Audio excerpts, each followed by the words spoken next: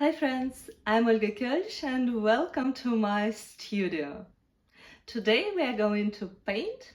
In today's lesson, I will show you the easiest way to paint transparent flowers. If you were questioning whether this technique is for you, I will show you how to start this very easy, and I hope you will enjoy the process. For painting a flower, I imagine it will be a poppy. I'm mixing quinacridone rose and burnt sienna, so the pink color wouldn't be that extremely bright pink.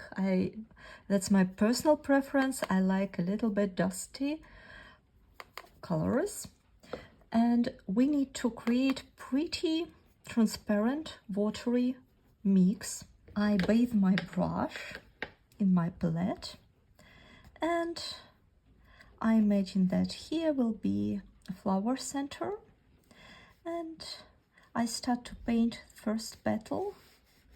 Doesn't matter how you start, what kind of petal it is. Let's trust our hands. I make first layer with my super diluted mix. Then I switch to a smaller brush and I grab a little bit of quinacridone pink right from the palette, and I carefully go around the edges. I would leave the top part untouched to make it very light and transparent. And then I add to the very bottom, I will add a drop of burnt sienna. And I don't do anything. I let my watercolors mix by themselves. Literally, I'm doing nothing else. It's very important that you paint step by step, but to optimize the time, you can paint another petal which is not intersecting with the previous one. So let's, oops. If you drop something on your watercolor paper, the easiest way to remove it, just apply paper towel. The quicker the better, so nothing bad has happened. Another petal. Any shape. If you have some reference in front of you, that's great. Otherwise, some imaginary shapes would be nice. I recommend you to use two brushes at the same time. It is time-saving and very convenient. With the tip of the brush, I go around the edge of my petal, just very carefully around all this area, and let everything mix. And then I use burnt sienna, as we did before, and I apply a nice amount in the very bottom of the bud. And I let it all mix by itself. So I think we can easily add one more petal around here. I will make this petal a little bit narrow, so it will be flipped in a way. If this is more comfortable for you, you can start with pre-drawing all the petals, or you can just see what happens if you don't. With the tip of the other brush, the smaller brush, I do these outlines, and I don't touch anything. In more complex paintings, there are different techniques which you can add to add variety to the painting, but we paint in super easy flower which everyone can paint. So I show you the easiest ever way to do that. So now we have three petals done, ready, and we need to dry them very thoroughly, completely dry. How to check whether your watercolor is dry enough? Test with your finger, and if you feel that the surface is cold, then you have to wait a little bit longer. And when it is no difference between the white part and the colored part, then it's okay to paint further. Now we will paint in the same technique, in the same style, but on the top of these layers. So now let's imagine our another petal will be on top of the previous. Try not to press too much on your brush when you're painting like this, when you paint the second layer, especially if you do not use thick watercolor paper. For this technique, I would recommend you to try 300 grams cotton paper, but it's also okay to try some more affordable versions, no problem.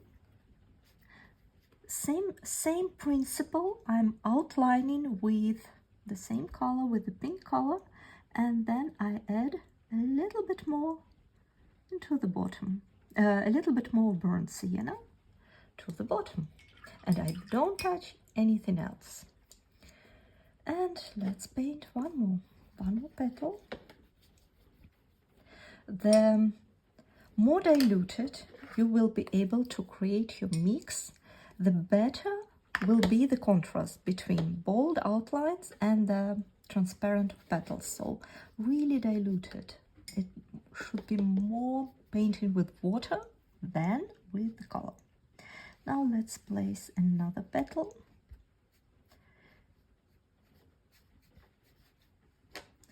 Try to avoid big puddles.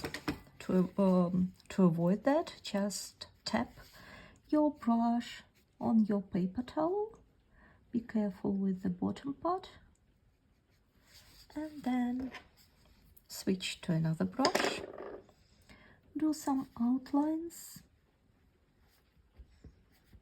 You can apply a little bit more pressure on the bottom part and release the pressure for the tops of the petals, because usually they are the most gentle, so no need to bring too much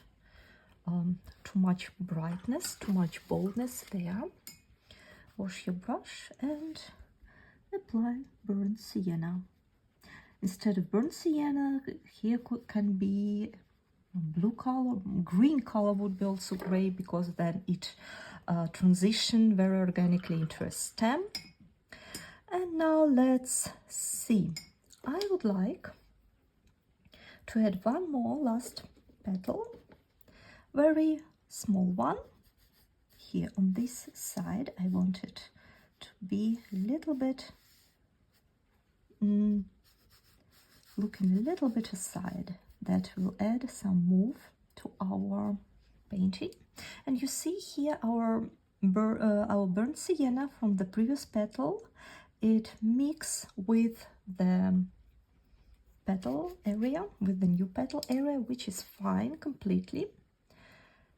I trust my watercolor and I trust my instincts, so I think if watercolor decides to go in this petal, then it's great.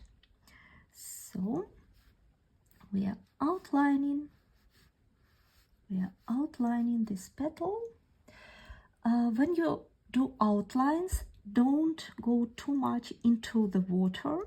You're more likely painting on the dry side, and here and there you touch this watery part. I hope that makes sense, that explanation.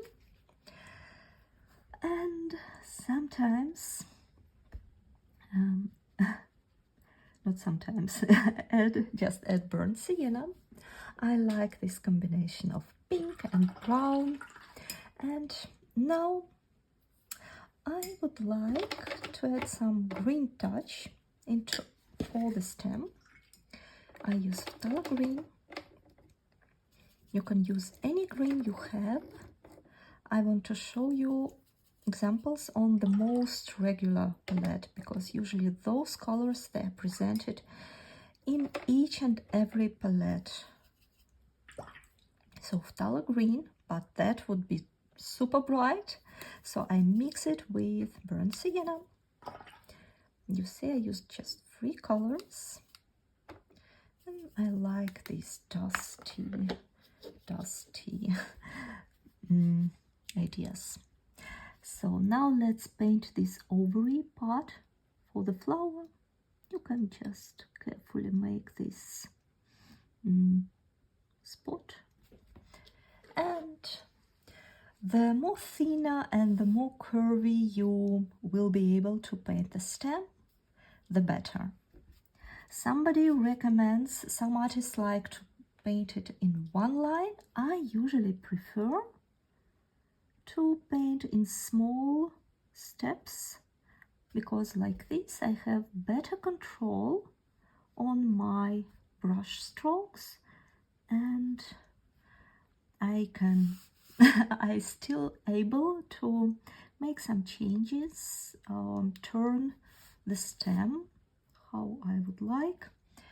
It's absolutely fine to draw it firstly, and anyway, the smaller, it applies to everything, the smaller brush strokes you are making, the more control you have over your painting. And sometimes I envisioned that the stem will go just in circle, but now for me it feels like it would be nice if it make this zigzag.